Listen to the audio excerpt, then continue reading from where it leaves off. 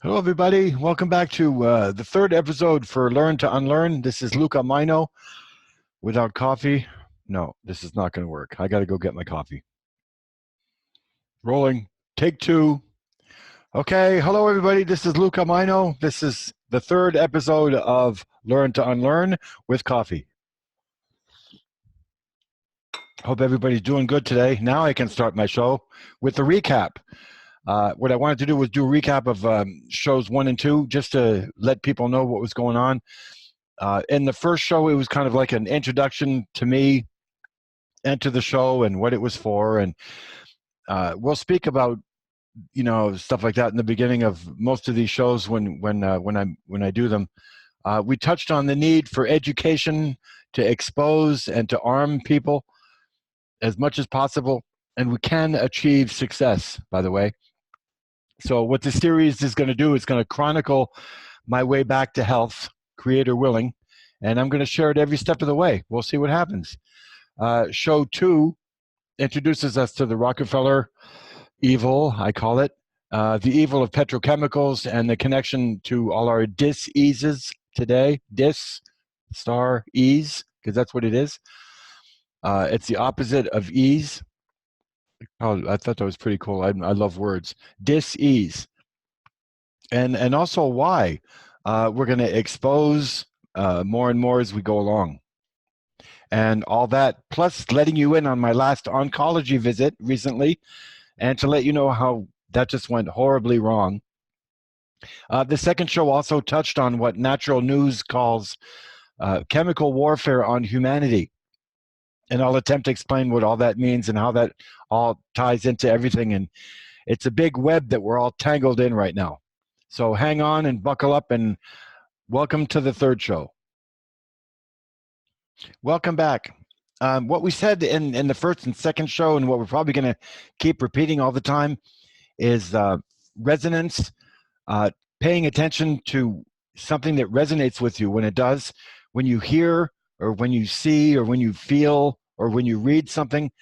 Like for me, listening to Sinead O'Connor singing the anthem of the Irish, it's called the Rebel Song. That's what gives me goosebumps everywhere, and when we have goosebumps, I can hear the men in the audience going, oh, yeah, that's just, that's just draft or cold air. Somebody left the window open or something, right? But when you feel that way, when you feel connected, when you hear Native American songs and you just, you get shivers everywhere and you feel all that warmth and stuff, what that is you're connecting to your spirit. That's what I believe. It's a gentle reminder that you're on the right track. And that's what it was for me.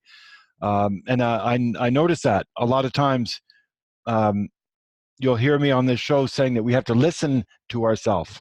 And that's a big thing for me, because it was about listening to what I need and what's going on and what the body wants. And a lot of people are just saying, no, that's just nonsense. And everybody argues. They listen, they hear the intuition, some of them, and then they argue. Some of them don't even hear it at all.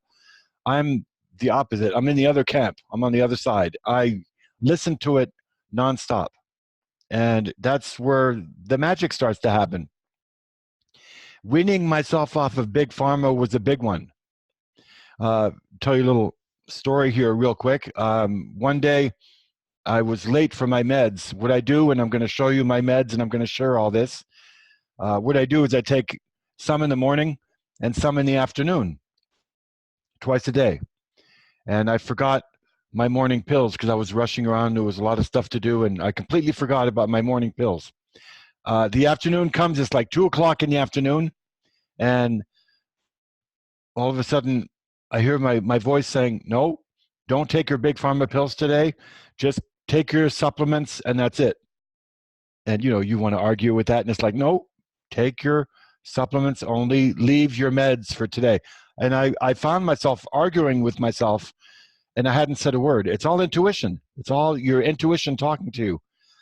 So I said, okay, fine. I'll start my supplements only. This is how I did it. I've been on my supplements only for the last 3 days, 4 days. No difference whatsoever. No pain whatsoever. And I'm done with my Big Pharma pills for the time being. That's how fast things go, and that's how magical things can get if you listen to what your body's trying to tell you. Um, with a lot of people, it's ego, and it's like, no, I know better. So I was on 3 Big Pharma pills at that time. And if anybody knows about antibiotics, you're not supposed to be on them all the time, because first of all, it'll destroy your system. It'll destroy your immune system, and it's not going to work. The longer you're on that stuff, the worse it is. So I was on antibiotics, and it was the new kind that they invented, the stronger kind. And I had one Big Pharma pill for ease of flow for urine, and the other one was to dry out my prostate. Finasteride and tamsulosin, with no side effects, mind you, but they're gone. I'm not taking them anymore unless I absolutely see some change somewhere. Day-to-day observations is also really important. What's going on? Timing when I'm going to the bathroom and when I'm not. When does it hurt more than other times? Why it does? All these things.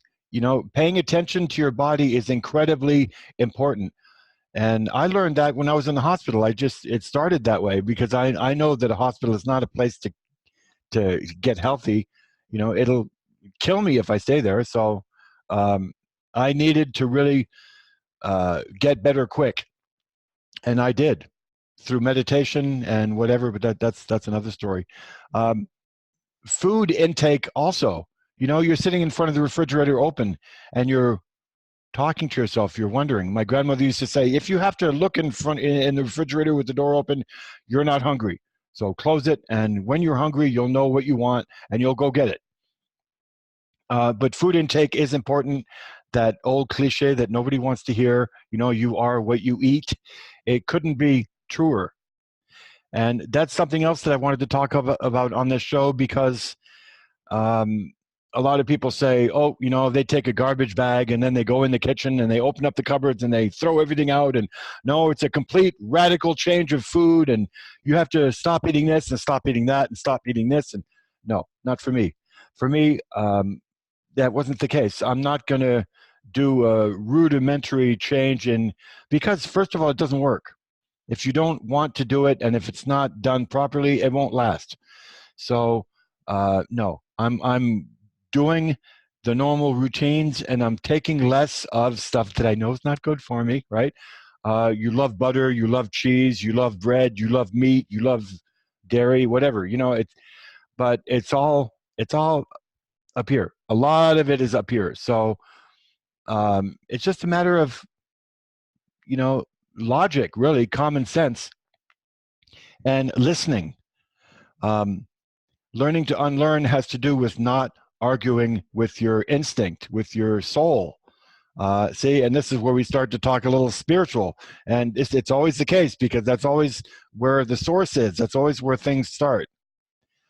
And not arguing with your spirit. If something tells you something, don't argue with it. Just have fun. Start listening to it and see what happens.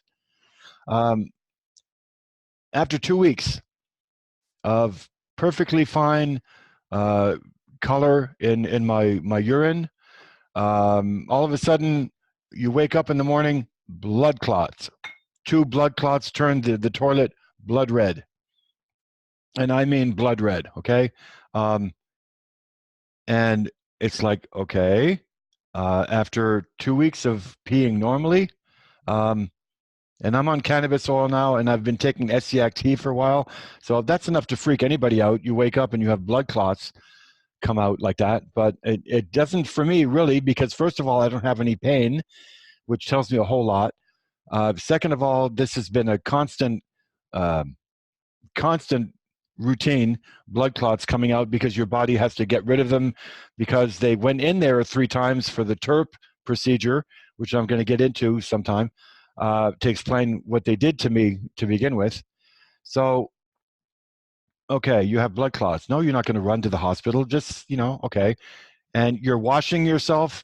This is the thing too. I have to wash myself every single time I go to the bathroom, either one or two, every time. And for people who know about absorption, when you put something on your skin, it's the best way to absorb something in your bloodstream, they say. Some people have other ways, but in this case, a good friend of mine is making me the soap that I'm using, and he's putting all kinds of good stuff in it. Like maple syrup is really good for the skin, believe it or not. And there's all kinds of other goodies that he's making because he's making it for me, and there's no lime, there's no unnatural stuff in the soap that's not really good for you. So I'm really blessed there. That's going to make a big difference in healing. But as far as the blood clots go, I just went to the bathroom just now, and it's bright yellow, and it was blood clots this morning. So in some way, you're probably flushing the body out. And I'm going to be chronicling all this, and I'll even show pictures. It will be graphic sometimes, but I'll have a warning in the beginning of the show, and if that's the case. So when you see blood in the urine, you know, like you basically freak out. You start to think, okay, is it diet? Is it activities? Is it stress? And speaking of stress, I really would like to emphasize that, because I just talked about the food, and I just talked about how I'm dealing with my own self, because I know I don't have any pain, so I know it's not something to be frightened about. I need to talk about stress. My left leg is the part of my body that shows the stress the most. When I'm in stressful situations, I'll get water on my knee, they call it. Left side, yep. Oh, that's because it's the side of the heart. That's what I was told by a spiritual advisor. When I was a cameraman, I was hooked up with a real bunch of beeps, okay, and with no respect for anything. And I lived some of the hardest months, 3 months of my life, some of the hardest months of my entire life. I've never worked with people that were that hard to get along with, being nice without judging them. And I developed water on my knee to the point where I couldn't bend it anymore. And the nurse takes out a syringe this big, you know, the big syringes full of water. And I was fine after that. And she looked at me, she said, have you been suffering some stress recently? And I said, yeah. She said, you don't want to keep doing what you're doing. And you're not allowed to give opinions or advice, but she was telling me very nicely, like, get out of what you're doing. But that's for people who are very sensitive also, empaths, whatever you want to call them. That's another word that's been thrown around. So in stressful situations, it's your body talking to you or trying to, but the mind makes excuses and says, nah, it knows better, right? We're living a spiritual battle, basically, good against evil. I know that sounds very cliche, but that's exactly what it is. And the way I explain it is patriarch versus matriarch. And I have a lot of ways to explain that. I use patriarch first because that's what we're living presently. And I can hear people saying, oh yeah, what's this got to do with healing with cannabis? Well, it's all connected, especially the matriarchal societies. And we'll explain why very briefly. As you'll hear me say, they're trying their best to kill everything natural and everything healing in this world, you might have noticed. And what people like you or me might not know is that we have tremendous power inside of us at our disposal. We need to understand. I said understand one time on a show with two indigenous grandmothers, and they said, we use the word inner stand, so that it's inside of you and you understand inside. So I'm going to use the word inner stand, and you'll probably know why. And if you don't, you haven't watched the show before. If we listen and we understand that connection that we make within ourselves, we finally see our true potential, and it's endless. It's absolutely endless. You know, the other cliche, people say there is a God. Well, it's inside of us. It literally is inside of us. Some people, like the grandmothers, the indigenous grandmothers that I do my show with on Mondays, they talk about frequencies, they talk about energy, and that's what it is. the good and the bad. I have a little story to throw out here for people that don't know about the two wolves. And a lot of people do. Most people do. Well, some people don't. And for the story of the two wolves, basically it's one kid that realizes that, half of him says, yes, mom, I'll do my chores, and yes, I'll be a good boy. And the other side just doesn't want to do anything and rip roaring against everything and rebel all the way and the hell with everybody. And I'm going to do the opposite of what everybody says, and I'm going to create havoc. And he comes to his mom and he tries to explain that to his mom. And she says, there's an elder way on the other side of town, living in that teepee with the white hair. You might want to go talk to him. He goes down and talks to him, and he comes in, and the elder knows why he's there already. He's pulling out his pipe and he scratches his beard, and he tells the boy to sit down. And after the boy explains what the problem is, he says, we have two wolves inside of us. He says there's the bad one that doesn't want to do anything good, that wants to hurt people, that wants to be mean, and that's how he gets his energy. And there's the good wolf that wants to do good, that wants to help, that wants to think of the neighbor and be selfless. And the little kid pauses for a while and he says, well, how do I know which one's going to win? Because it's a spiritual battle between the two. The elder says, it depends on the one you feed the most. And most people have heard this story told. It's the one you feed, but that's not the way my elder taught me. He said it's not that way because you have good and evil all the time in your body. It's the one you feed the most that wins. And also meditation really, really helps to ground if we listen to each other. I'll show my techniques about meditation, and it's awesome. And it works really well because once you open that door, you're going to get more and more things coming in. If you open it in a bad way, Ouija board or something that you don't understand or whatever, or Satanism, or you want to start going down that little happy path, you're going to end up with those very little happy things that you might not be able to get rid of. It's a very dangerous world out there.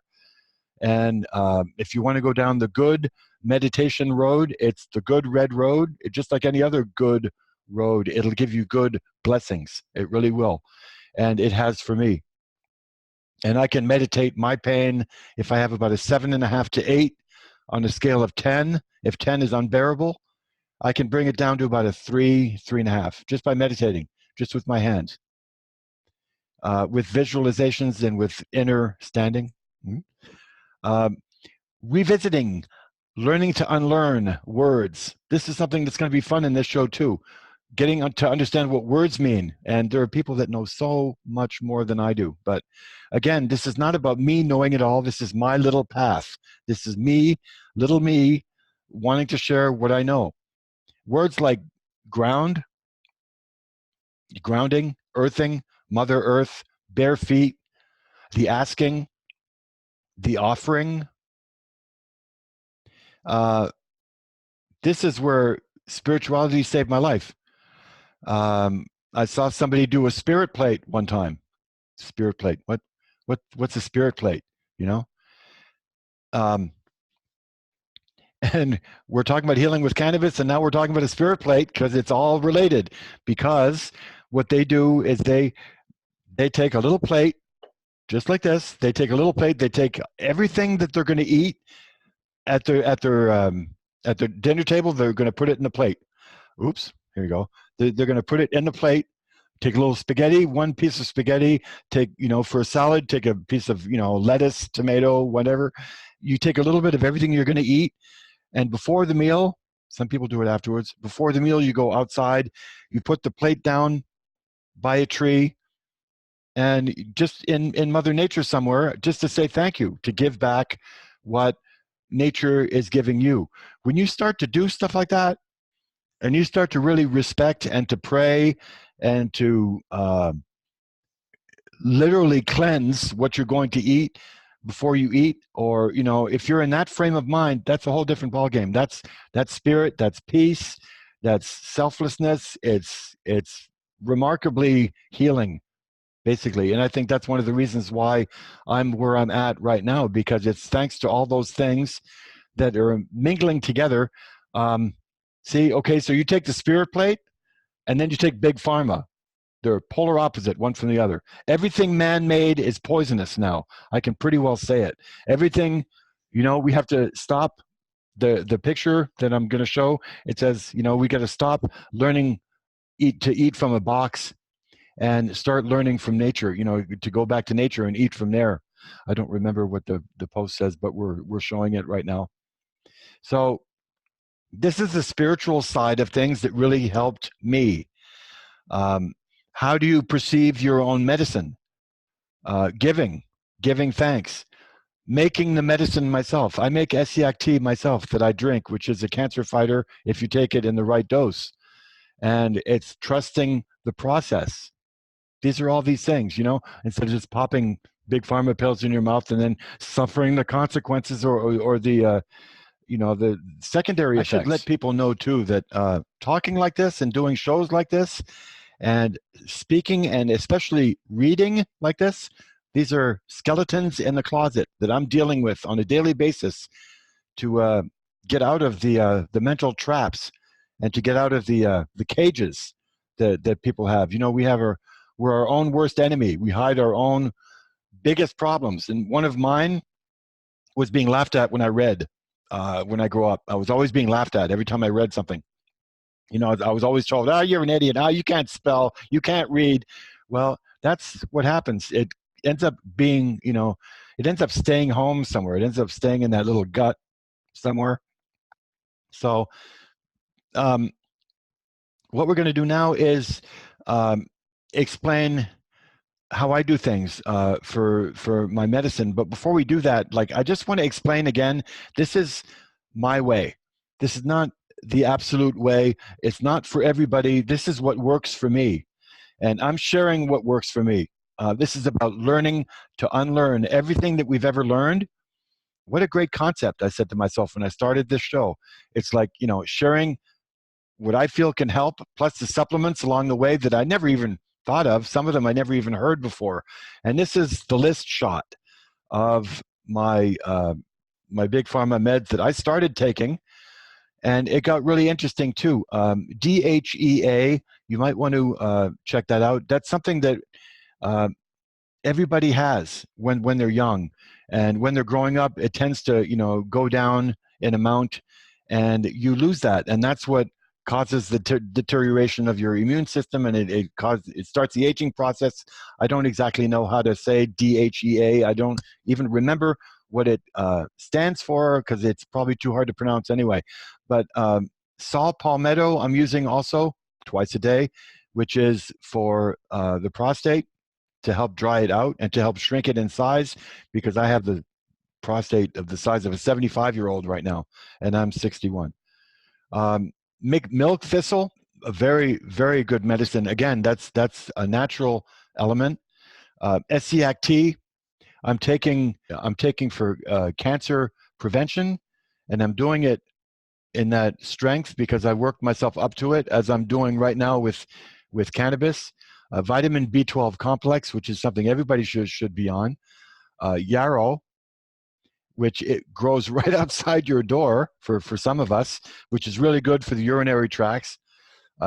Garlic tablets. Garlic is very, very good, and most Italian kids remember their mother putting their garlic pouch around their neck and, "Mom, that stinks." "Ah, shut up," And I'm taking cannabis oil as well. Rick Simpson's oil with THC. I'm taking it, here I was taking it, when that list was made, I was taking it once at night. Now I'm taking it once a day and once at night.